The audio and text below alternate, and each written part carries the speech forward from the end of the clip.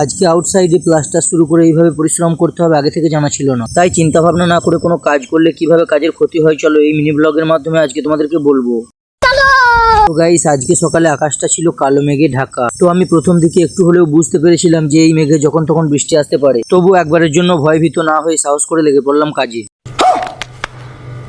আর এদিকে মনকে বোঝাতে একটু সময় লাগলো যে বর্ষাকালে তো প্রতিদিনই বৃষ্টি হবে, তাই বলে কি আউটসাইড গুলো প্লাস্টার করতে হবে না?